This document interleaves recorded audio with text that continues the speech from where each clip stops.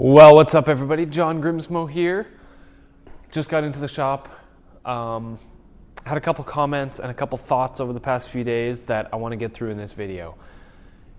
And it's perspective. It's actually me looking around, realizing how freaking awesome this is. And thinking back to where we were in the garage. I got goosebumps thinking about it right now.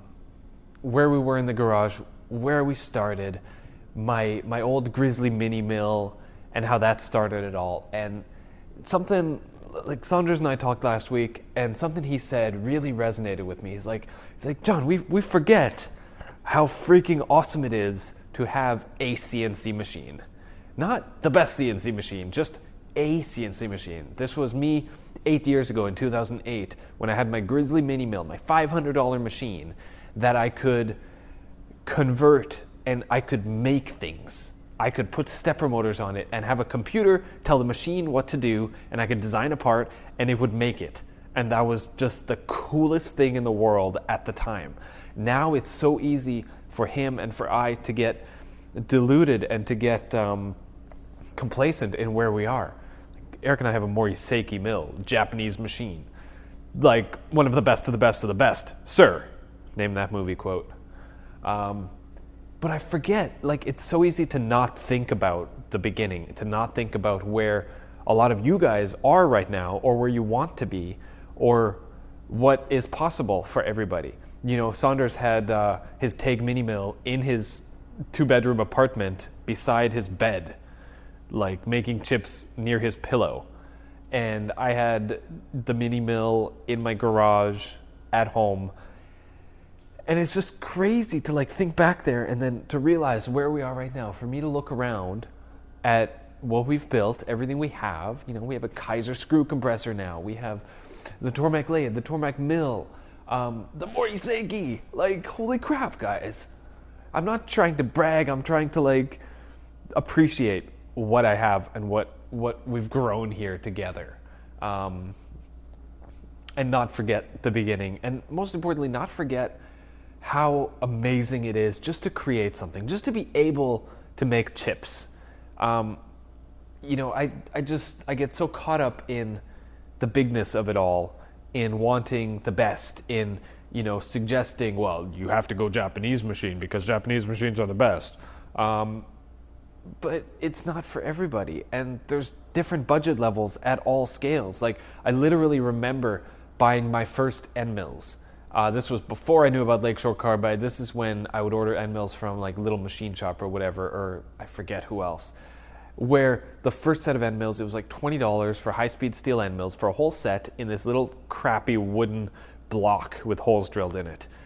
Those are like the worst end mills you could possibly buy. But at the time, it was all I could afford. That's your starter end mills. That is what gets you going. That's what makes chips. And if that's all you can afford, make chips. And that was the point in my business and my personal growth, my life, my desire for CNC, when that was all I could do. And you know what? By golly, I was going to do it. That is what allowed me to start everything. So I have no regrets. I have no bad feelings towards those crappy little end mills, towards my Grizzly X2, towards all the pain and frustration and headaches and learning experiences and broken end mills that I went through with that. Like, I used to hold the end mills in a drill chuck, in a Jacob's taper in this mill, and everybody was commenting saying how stupid of an idea that was. And I'm like, it works, whatever. These were at times when I didn't know what runout was, and I didn't care. I didn't know what chip evacuation was. I thought if the part was wet with coolant, it was good to go. Now I've got, you know, many PSI of pressure blasting chips away, and it's still not good enough.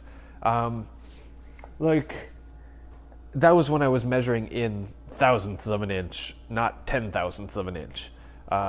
All these things that it's just a brain shift, and you have to be okay with the starting point. Like, all you guys watching, I realize now that there are so many people out there who either have a tiny little mini mill, like something you can literally pick up with your hands, and think it's the coolest thing in the world.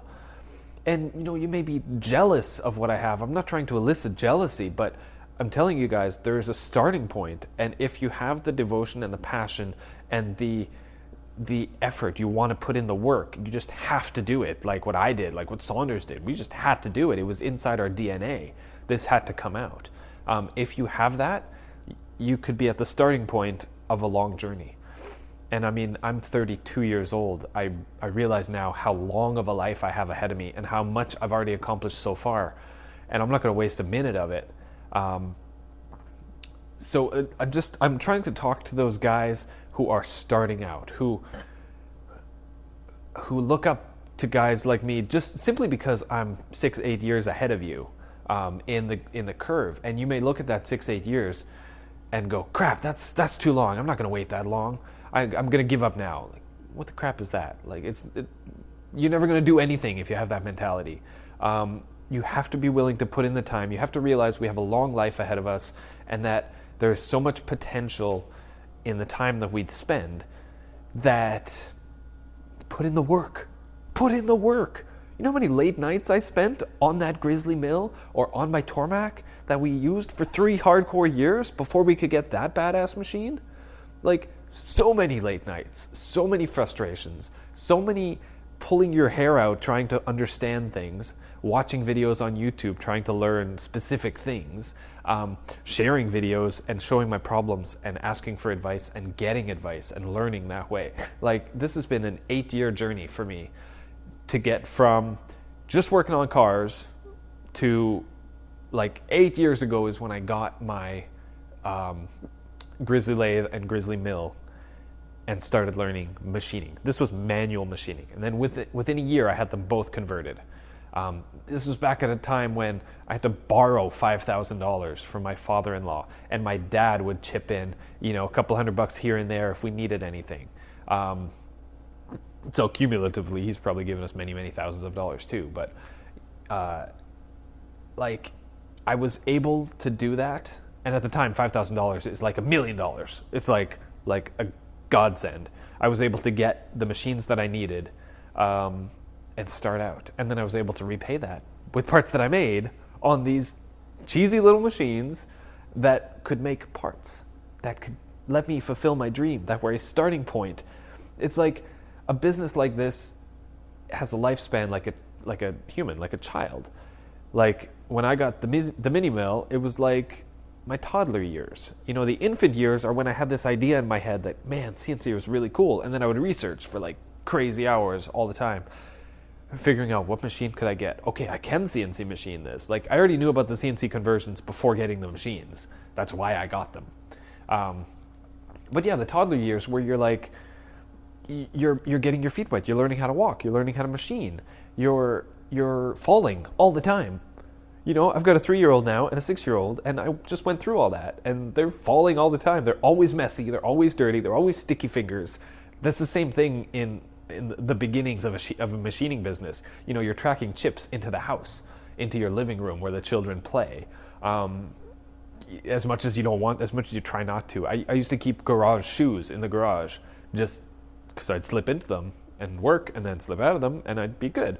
But I'd have chips in my hair and like all this stuff that, it's so different now that it's blowing my mind. And I'm really trying to keep that perspective of what was it like back then and what is it like for so many businesses, so many of you guys watching, starting out.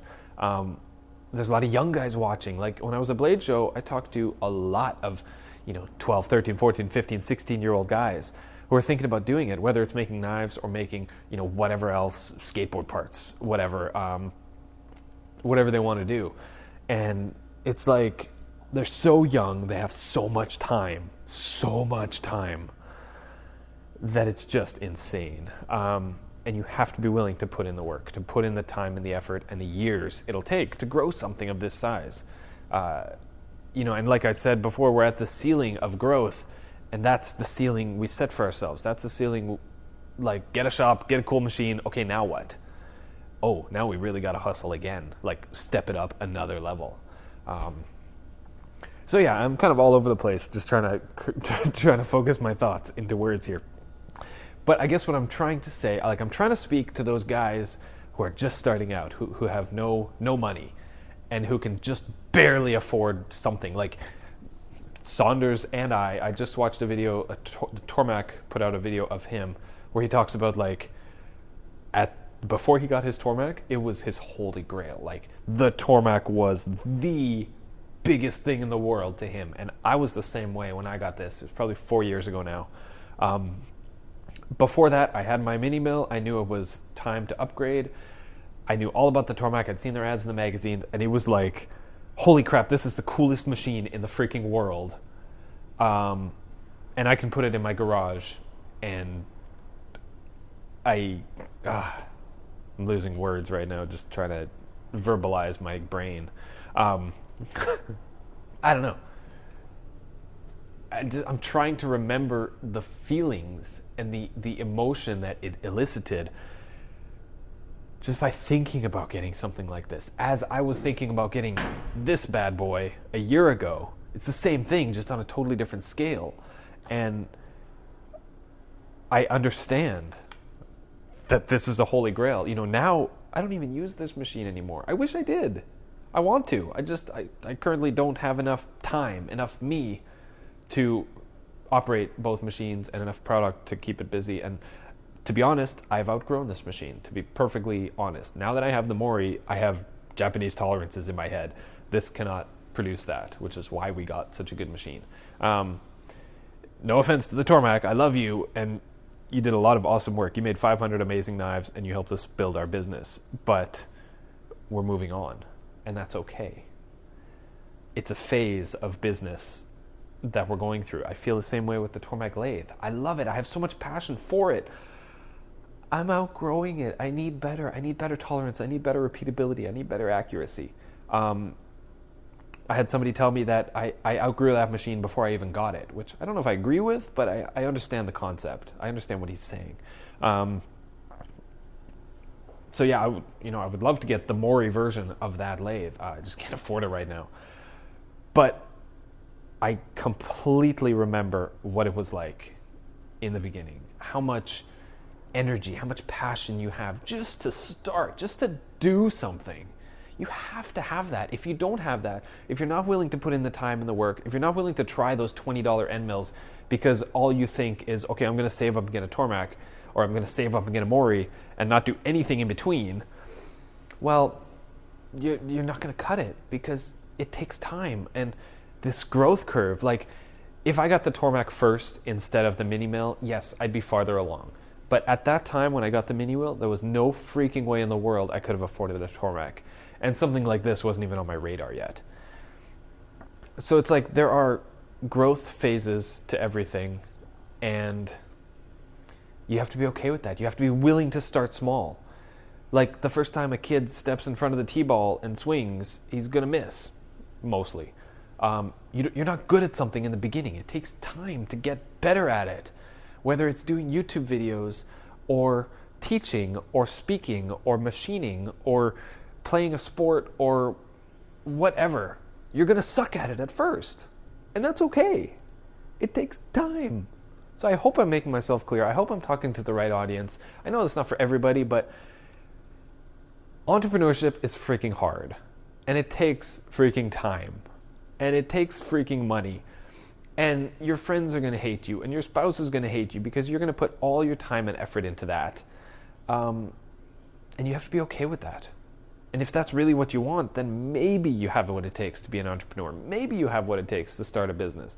There's so much more to it than just the creative, than just the production, than just the marketing. It's everything. You have to do every single job.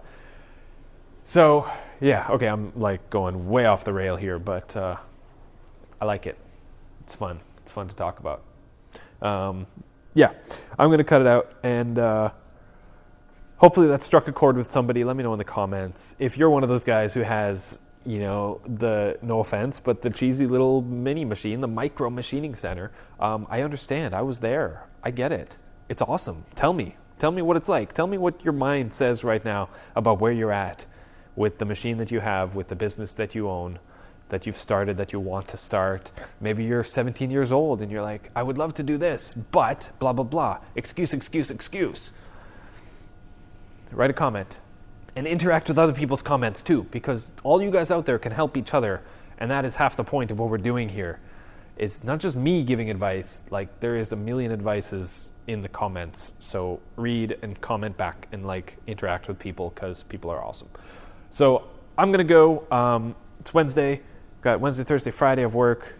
I don't think I can squeeze in a Saturday. We'll see. And then Monday we're going out to Vancouver, British Columbia, and 2 weeks of vacation.